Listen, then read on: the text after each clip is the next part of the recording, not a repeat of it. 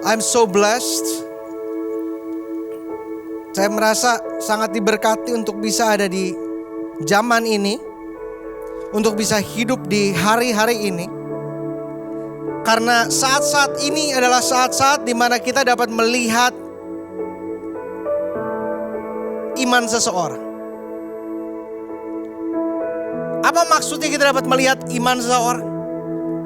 Kita dapat lihat apakah dia berusaha, berkorban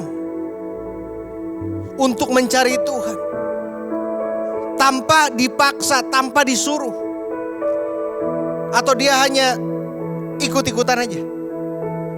Biasanya kita udah terbiasa dengan rutinitas di mana setiap minggu kita ke gereja dan sebagainya. Dan sekarang harus kita inisiatif sendiri. Gak ada orang yang akan cekokin kita, gak ada orang yang akan nyeret kita. Setiap hari kita yang bertanggung jawab untuk baca firman. Setiap hari kita yang bertanggung jawab untuk mencari Tuhan. So this is the time, ini waktu-waktu yang saya lihat menjadi pemurnian bagi banyak orang. Dimana kita lagi diuji imannya. Apakah setiap hari kita cuma buka Twitter atau buka Alkitab? Kita cuma baca postingan Instagram atau baca firman? It's our independent choice. Dan hari ini yang menarik, ini sesuatu yang jarang saya bicarakan, atau jarang saya khotbahkan. Tetapi satu yang muncul ketika saya berdoa adalah tentang firman yang akan saya sampaikan ini. Di mana saya akan bicara tentang menghadapi konflik dan menemukan panggilan. Justru di saat-saat kita menghadapi konflik, seringkali di situ kita ketemu panggilan kita. Kadang-kadang ketika kita menghadapi masalah, di situ kita ketemu panggilan kita. Seperti misalnya Yusuf. Dia ketemu panggilannya dari mana? Dia menghadapi konflik demi konflik demi konflik. Akhirnya Tuhan angkat dia menjadi Perdana Menteri di Mesir. Daud, dia menghadapi konflik dengan Goliat, konflik dengan Saul, sampai Tuhan mengangkat dia menjadi raja. Jadi seringkali konflik adalah intro dari kita mengenal panggilan kita. Jadi ini akan saya bahas hari ini, menghadapi konflik dan menemukan panggilan. Coba kita buka Alkitab kita di 1 Raja-Raja 19. 1 Raja-Raja 19 ayat yang pertama sampai ayatnya yang ke-15. 1 Raja-Raja 19 ayat yang pertama sampai ayat yang ke-15. Ini bicara tentang Elia, dan ini situasinya atau konteksnya terjadi setelah Elia membunuh 450 Nabi Baal dan 400 Nabi Asyerah. 1 Raja-Raja 19 ayat yang pertama. Ketika Ahab memberitahukan kepada Izebel segala yang dilakukan Elia, dan perihal Elia membunuh semua nabi itu dengan pedang, maka Izebel menyuruh seorang suruhan mengatakan kepada Elia, beginilah kiranya para Allah menghukum aku, bahkan lebih lagi daripada itu, jika besok kira-kira pada waktu ini aku tidak membuat nyawamu sama seperti nyawa salah seorang dari mereka itu. Jadi Izebel punya ratusan nabi-nabi sekitar dia. Andalan Izebel adalah nabi-nabi ini yang menjadi pendukungnya,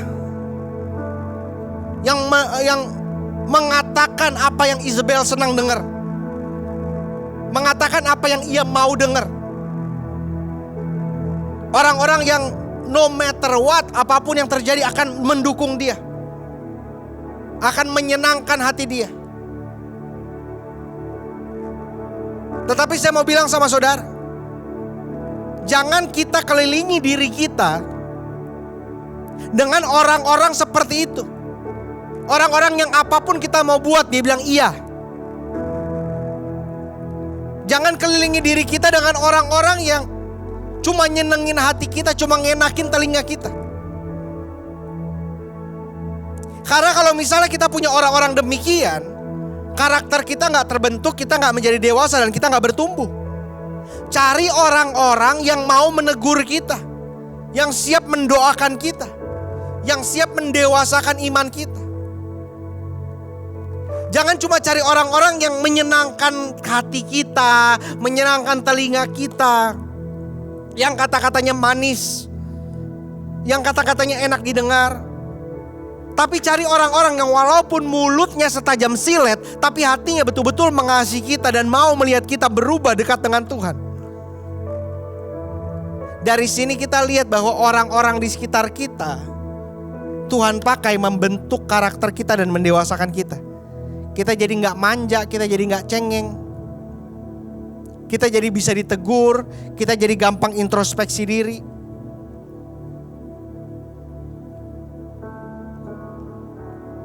Yang lucu adalah demikian juga. Isabel pada saat itu bernazar atau berjanji atau bertekad atau berencana, apapun lah kata-katanya. Dia bilang, besok jam segini Elia juga akan mati.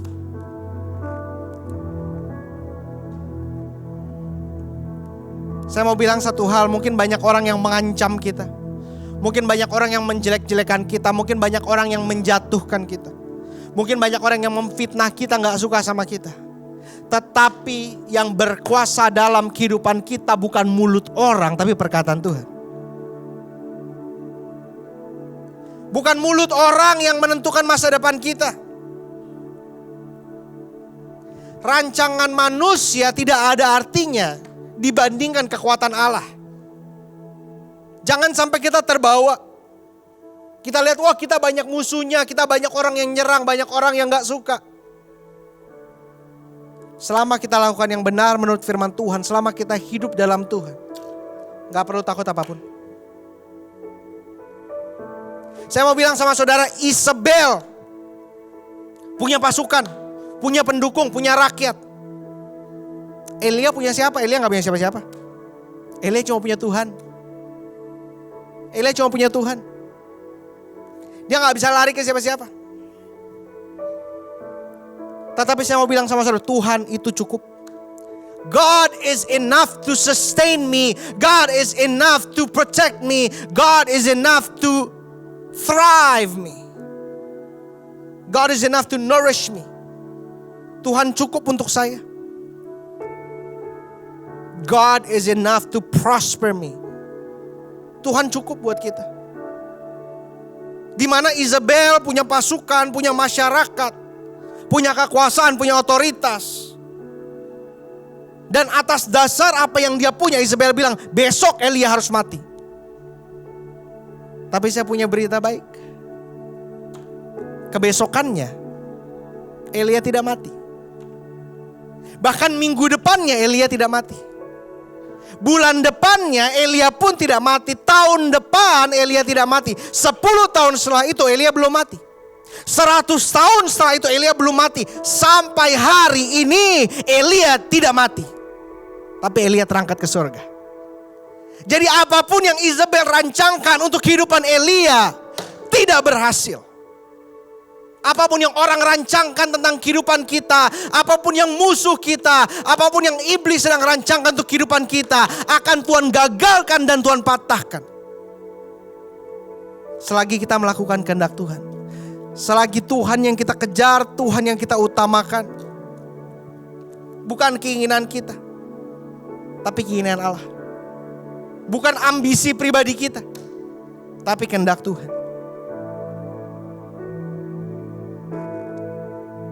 Apa yang kurang coba, apa yang Isabel gak punya coba. Cuma dia gak sanggup.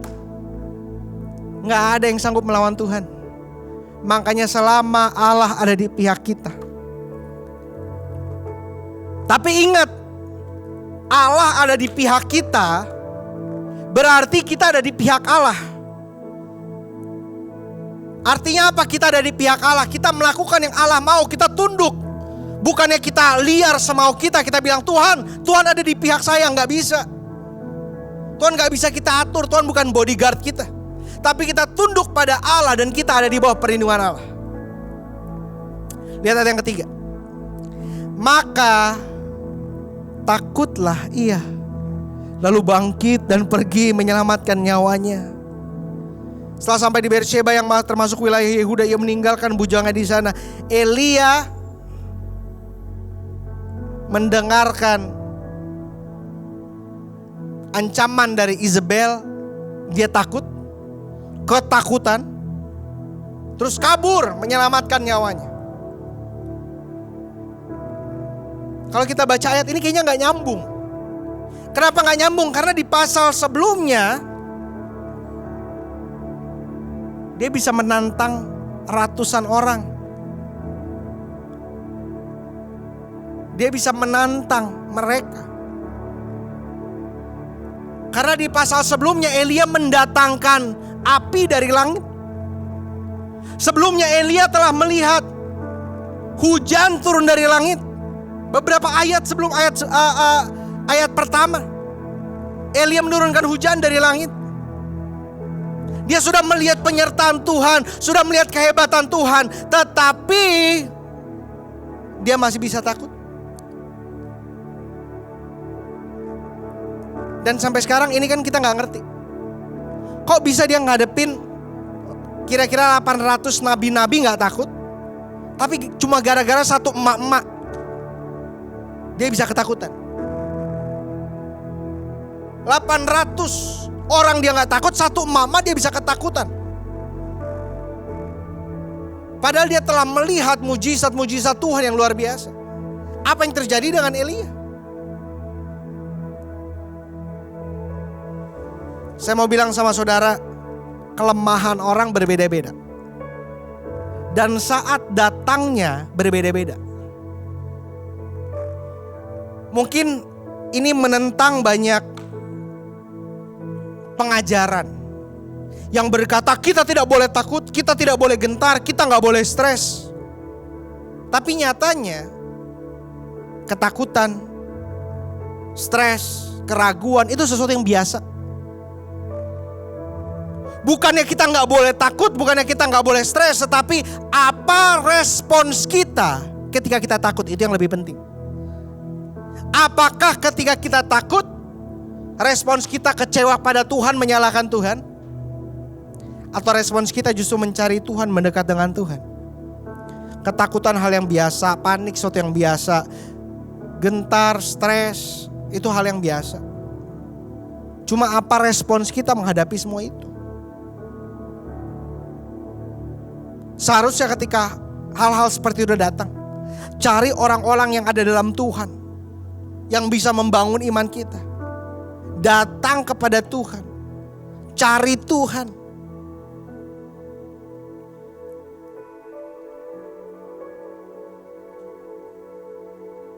Saya lihat ayat ini berulang-ulang, saya pikir, iya juga ya. Kalau ini bisa terjadi pada Elia, nabi yang begitu luar biasa, yang dipakai Tuhan dengan ajaib, apalagi dengan kita. Kalau dia yang sudah melihat api turun dari langit aja bisa diserang dengan ketakutan, apalagi kita. Artinya bukan pembenaran bagi kita, kita boleh takut, enggak. Kita harus lebih mengejar Tuhan lebih dari apapun juga. Kita harus lebih mengandalkan firman-Nya lebih dari apapun juga. Kita harus lebih berpegang teguh pada Tuhan lebih dari apapun juga. Apalagi zaman sekarang udah gak ada alasan lagi, gak ada waktu. We have all the time we need to seek God. Lihat ayat yang ketiga. Maka takutlah ia, lalu bangkit dan pergi menyelamatkan nyawanya. Dan setelah sampai Beersheba yang termasuk wilayah Yehuda, ia meninggalkan bujangnya di sana. Ayat yang keempat kata demikian. Tetapi ia sendiri masuk ke padang gurun. Sehari perjalanan jauhnya, lalu duduk di bawah pohon arar. Kemudian ia ingin mati. Wow. Kemudian ia ingin mati. Nabi seperti Elia, yang sudah melihat begitu banyak mujizat, ada saatnya dia di titik penghabisan dalam kehidupannya. Dia berkata, Tuhan, aku mau mati. Bahkan ayat keempat berkata, ia berkata kepada Tuhan, cukuplah itu sekarang ya Tuhan, ambillah nyawaku, sebab aku ini tidak lebih baik daripada nenek moyangku. Elia aja bisa kecewa ya sama Tuhan ya.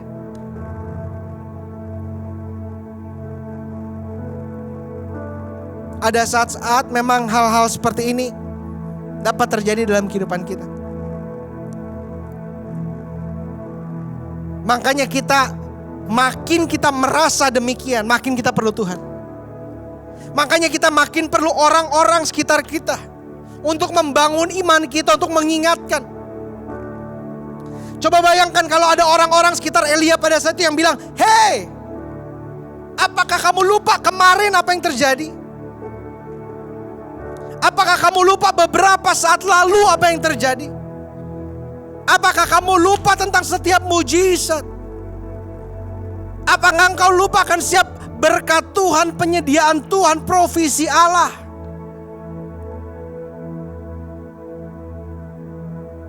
Kita seringkali perlu diingatkan tentang the good God has done for us.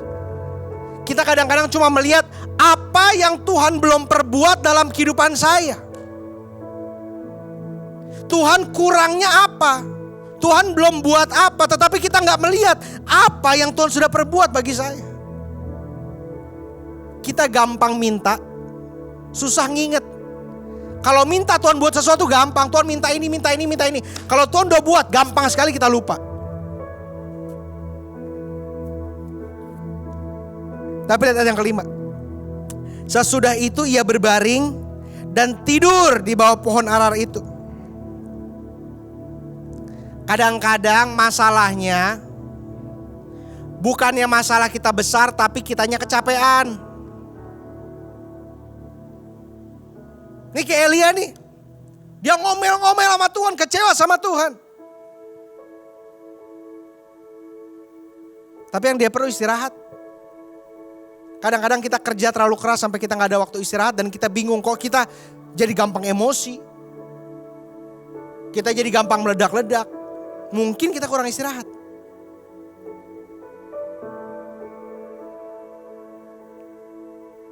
Selagi dia tidur, coba kita lihat apa yang terjadi. Ayat yang kelima. Tetapi tiba-tiba seorang malaikat menyentuh dia serta berkata, "Bangunlah, makanlah." Ayat yang keenam. Ketika ia melihat sekitarnya, maka pada sebelah kepalanya ada roti bakar dan sebuah kendi berisi air. Lalu ia makan dan minum, kemudian berbaring pula. Wah. Coba bayangin, di tengah-tengah kita kecewa sama Tuhan, di tengah-tengah kita sedang sakit hati sama Tuhan, Tuhan tetap menyediakan yang kita perlukan. Tuhan tidak meninggalkan kita, Tuhan tetap peduli. Di masa-masa kita meninggalkan Tuhan, Dia tetap setia. Dahsyat gak? Mungkin di saat-saat kita sedang gak malas ke gereja, di saat-saat kita sedang gak baca Alkitab, tapi Tuhan tetap tolong kita kok. Tuhan masih baik kok sama kita. Dahsyat gak coba? Kalau kita pikir benar-benar, kita akan sadar banget bahwa kita tuh sama sekali gak layak. Mestinya di saat-saat kita meninggalkan Tuhan, Tuhan meninggalkan kita. It's fair, itu yang adil. Yang adil adalah ketika kita bersalah, Tuhan menghukum kita. Kita berdosa, kita kecewa pada Tuhan. Tuhan menggampar kita, Tuhan menghempaskan kita, membuang kita. Tetapi God's love is not fair. Kasih Tuhan gak adil. Kasih Tuhan melampaui keadilan manusia. Keadilan manusia bilang kalau orang jahat kita jahatin balik, adil itu. Tapi kasih Allah melampaui keadilan manusia.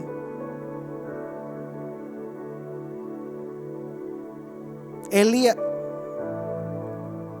udah kurang ajar sama Tuhan, tetap Tuhan kasih makan kok.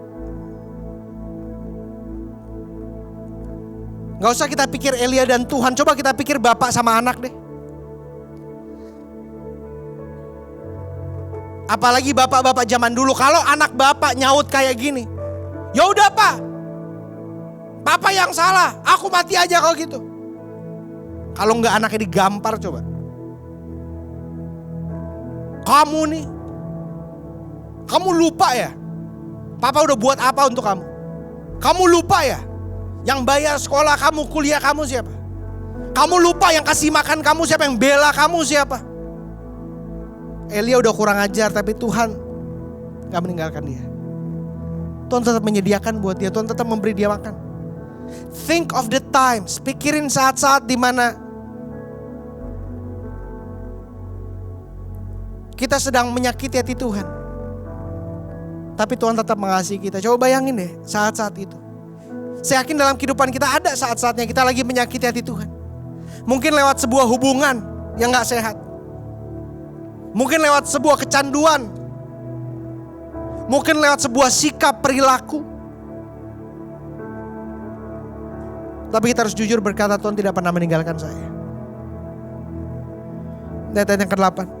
Tetapi malaikat Tuhan datang untuk kedua kalinya dan menyentuh dia serta berkata, bangunlah, makanlah.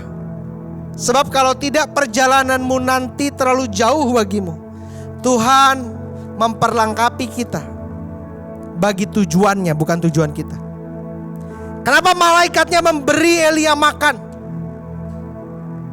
Karena Tuhan memperlengkapi kita menurut kehendaknya, sesuai dengan tujuannya, bukan tujuan kita. The only thing that matters is His will, not my will. Yang penting, yang berarti bukan kehendak kita, tapi kehendak Tuhan.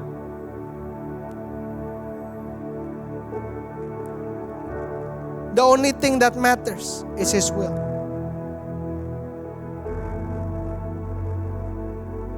Jangan kita menjadi egois dan berkata, Tuhan saya mau buat ini. Saya pengen lakukan ini. Tetapi apakah itu yang Tuhan mau saya lakukan? Bukan lagi intinya saya, tapi intinya Tuhan.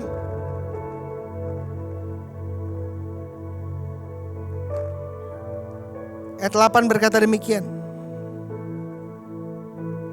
Maka bangunlah ia lalu makan dan minum. Dan oleh kekuatan makanan itu ia berjalan 40 hari, 40 malam lamanya sampai ke gunung Allah, yakni gunung Horeb. Elia naik ke gunung Allah untuk bertemu dengan Allah. Untuk berjumpa dengan Allah.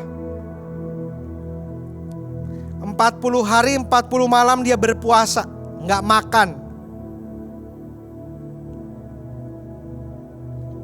Demi mendekat dengan Tuhan. Mencari Tuhan, mendekat dengan Tuhan, memerlukan usaha. Memerlukan ketekunan, memerlukan komitmen, memerlukan kesetiaan dan pengorbanan. Mungkin kita gak harus naik gunung, tapi Alkitab gak akan membaca dirinya sendiri, harus kita buka dan kita baca. Kita harus siapin waktu pagi-pagi untuk baca Alkitab, untuk bangun pagi. Itu usaha kita, itu kesetiaan, ketekunan kita, dan itu pengorbanan kita. Kita gak bisa dekat sama Tuhan kalau gak ada usahanya.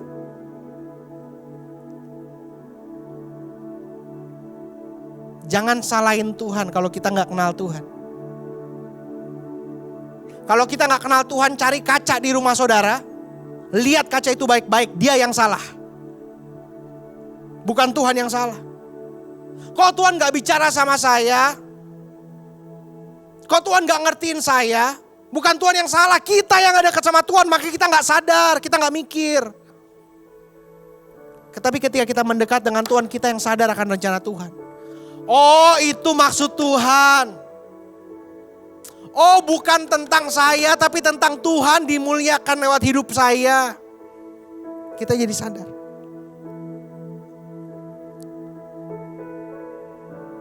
Ayat yang ke-9. Di sana masuklah ia ke dalam sebuah gua dan bermalam di situ. Maka firman Tuhan datang kepadanya demikian. Apakah kerjamu di sini, hai Elia? Tuhan bilang sama Elia, kamu ngapain di sini?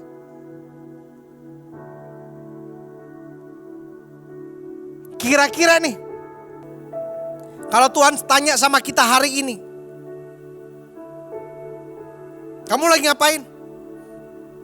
Kamu lagi buat apa? Apa kerjamu di sini? Di rumah? work from home, atau apapun itu, kamu ngapain aja? What are you doing with your time? What are you doing with your life? What are you doing with your relationships? What are you doing with your job? Kamu gunakan waktumu buat apa? Kamu udah hidup sesuai panggilanku belum? Kamu udah hidup sesuai dengan yang aku mau belum? Pekerjaanmu sesuai dengan yang ku kehendaki tidak? Hubungan-hubungan yang kau miliki dalam kehidupanmu sesuai dengan yang kuingini tidak? Cara engkau memperlakukan anakmu benar enggak? Cara engkau memperlakukan suamimu, istrimu benar enggak? Apa yang kau lakukan? Elia jawab dan bilang, nih, aku bekerja segiat-giatnya bagi Tuhan alam semesta alam. Karena orang Israel meninggalkan perjanjianmu, meruntuhkan mezbah-mezbahmu, membunuh nabi-nabimu dengan pedang. Hanya aku sendirilah yang masih hidup dan mereka ingin mencabut nyawaku. Saya mau bilang sama saudara, kita gak perlu curcol sama Tuhan. Tuhan tahu segala sesuatunya. Tapi fokus Tuhan bukan perasaan kita. Sekali lagi saya mau bilang sama setiap saudara, fokus Tuhan bukan perasaan kita.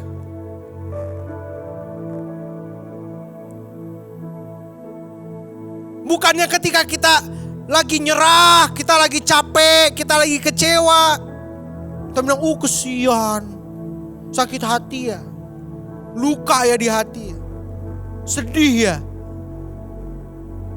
Tuhan gak mau kita cengeng, Tuhan gak mau kita manja. Memang Yesus berkata, mari kepadaku yang letih lesu dan beban berat, aku akan berikan kelegaan. Tapi bukan berarti dimanjain sama Tuhan. Nih Tuhan, aku udah buat ini buat Tuhan, cuma tinggal aku seorang. Tuhan gak bilang, Elia, wih kesian ya, mereka mau cabut nyawa kamu, padahal kamu satu-satunya yang melayani aku. Enggak. Kalau Elia bisa ada, Elia bisa melayani Tuhan, itu sebuah kebanggaan, sebuah kehormatan kok. Bahkan kalau Elia mati buat Tuhan, itu sebuah kehormatan, sebuah kebanggaan kok. Hidupnya dari Tuhan, hidupnya untuk Tuhan. Apa yang kita bisa banggakan? Apa yang kita bisa sombongkan? Banyak dari kita mungkin bisa bilang, Tuhan nih pelayanan saya seperti ini, seperti ini, seperti ini. Nih usaha saya, bisnis saya seperti ini, seperti ini, seperti ini. Tapi di mata Tuhan semua kosong, kain kotor, gak ada artinya. Gak ada artinya kita bermegah sama Tuhan, gak ada artinya kita sombong sama Tuhan. Satu-satunya yang kita bermegah adalah salib. Karena salib saya diselamatkan, karena salib saya dibebaskan, karena salib saya diampuni. Bukan karena apa yang saya bisa buat, bukan karena kelakuan saya, tingkah laku saya. Ayat 11 berkata, lalu firman-Nya, keluarlah dan berdiri di atas gunung itu di hadapan Tuhan. Maka Tuhan lalu, angin besar dan kuat yang memecah gunung-gunung dan memecahkan bukit-bukit batu mendahului Tuhan, tetapi tidak ada Tuhan dalam angin itu. Sesudah angin itu datanglah gempa, tapi tidak ada Tuhan dalam gempa itu. Sesudah gempa datanglah api, tapi tidak ada Tuhan dalam api itu. Sesudah api datanglah bunyi angin sepoi-sepoi biasa. Segera sesudah Elia mendengarnya, ia menyelubungi mukanya dengan jubahnya, lalu pergi keluar dan berdiri di pintu gua itu. Maka datanglah suara kepada yang berbunyi, apakah kerjamu di sini, hai Elia?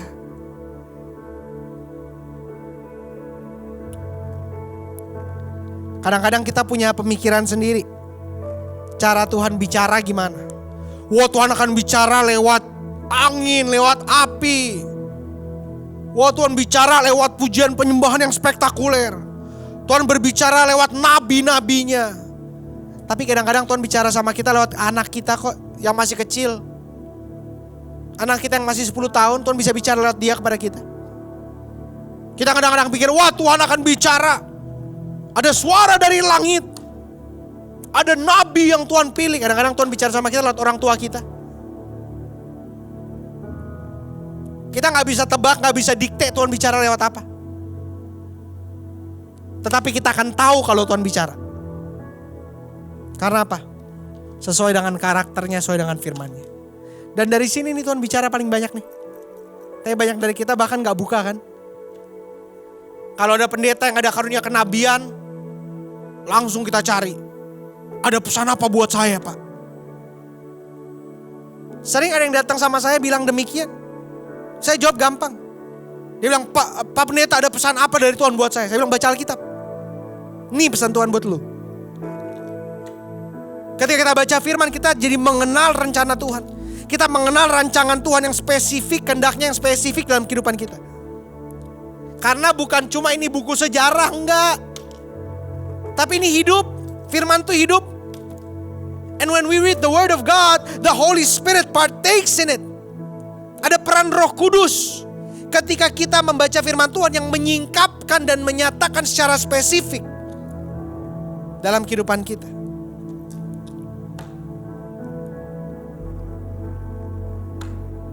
Lihat ayat yang 14. Elia jawab lagi, aku bekerja segiat-giatnya bagi Tuhan alam semesta, karena orang Israel meninggalkan perjanjianmu, meruntuhkan mezbah-mezbahmu, dan membunuh nabi-nabimu dengan pedang. Hanya aku seorang diri yang masih hidup, dan mereka ingin menyabut nyawaku. Firman Tuhan kepadanya nih, Tuhan gak bilang kesian. Bahkan Tuhan gak bilang, oh aku akan menjagamu. Enggak. Elia udah tahu itu.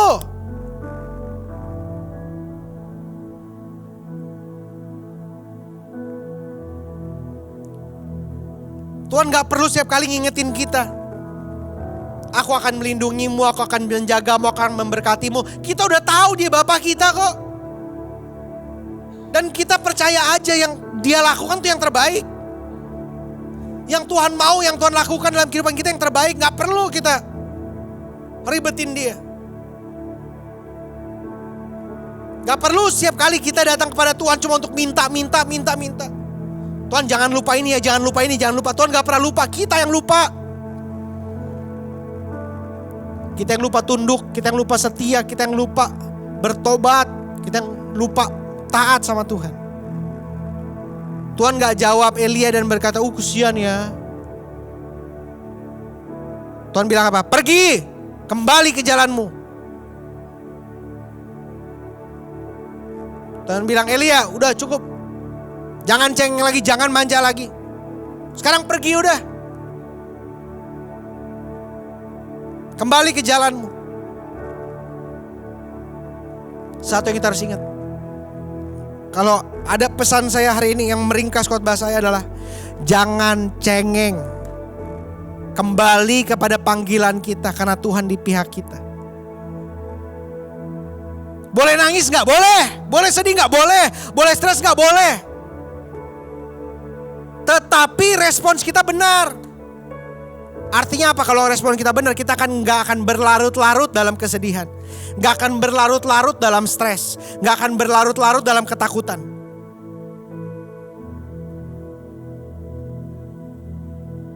Pastikan kita gak cengeng dan kita kembali kepada panggilan kita karena Tuhan di pihak kita.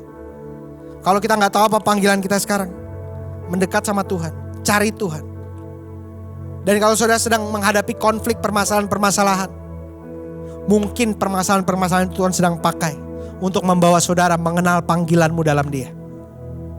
Jangan menolak setiap masalah. Jangan mengusir setiap tantangan dalam kehidupanmu. Tetapi mungkin itu sesuatu yang Tuhan pakai untuk menemukanmu dengan panggilanmu dengan Dia.